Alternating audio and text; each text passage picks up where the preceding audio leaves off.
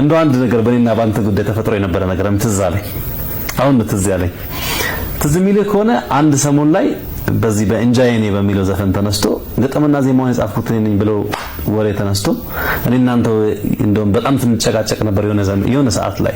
ምንድነው ግን እስቲ አስታውሰኝ። እሱ ዘመን የጻፍኩት ብሏል የሚል ነገር ነው እኔ ሰማሁት። እሱ ዘመን ምን መሰለህ እንግዲህ ሁሌም እንደነገርኩ ገና ከናዝሬት መጥቼ ጂክሳ ጋር ሰው ይዞኝ ሲሄድ መታወቅ ልጅ አይደለው ማስብ ማንንም አያቀኝም ምናምን ግን ሐረመሶ በሰራ ስለነበር ከጌታነ ሱፍ ገጭ አርጌ ያው እዚህ ሀገር እንዴት እንደምትሻወድ አውቃታለሁ።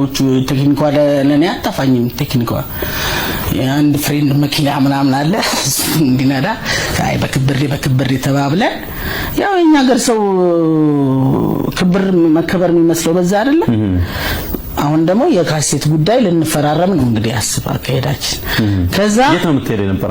ጂክሳ ጋር እሺ የአልበሜን የመጀመሪያው አልበሜን ልፈራረም እሺ አሁን ዜማ ምናምን አለ ብሎኛ አዎ የሰዎች አሉ አዎ የኔ ነው እኮ እንዳለ ያለው ግን እኔ ማንንም አያቀኝም የሰዎች የግድ ሙዚቀኞች እንዲወደው የሰዎች ሁሉም ጂክሳ መጀመሪያ ራሱ ከእንድፈራረምና ከነበሩ እንዲጀምርልኝ የሰዎችም ዜማ አሉ ብየዋለሁና የማን አሉ ስለኝ በቃ በዛስ ታዋቂ የነበሩትን የኔ ዜማ እኮ ነው የራሴን ዜማ አልኩኝ ገባ እሺ ለማን ሰርታለ ስለኝ ለጆሲም አልኩኝ ምክንያቱም ላሽ ለማለት ነው ባባይ ሌላ ታሪክ የለው ሞታለ እሺ እነዛ ባልን እውነቱን ብናገር እመነኝ ወላሂ ነው የምልህ አሁን እዚህኛው መድረክ ላይ ማንንም ያገኘኝ አልነበረም እኔ ዛሬ ነው የምሰማው ይሄ ነው ሀቂቃ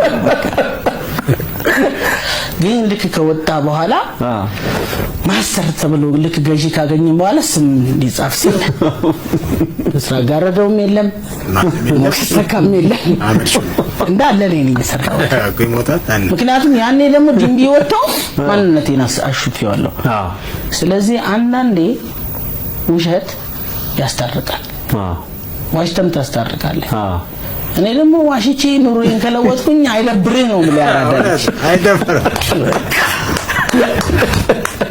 አመር ተሾመ ዴምቢ የታወቀውና የመጀመሪያ ካሴቱን የሰራው በእንደዚህ አይነት ዘዴ ነው ማለት ነው። ዘዴው ተመችቶኛል። እዚህ ደረጃ የሚደርስ የቻለበት ምክንያት ይሄ ነው። ጆሲም አልደበረውም፣ እኔም ፈታ አድርጎኛል።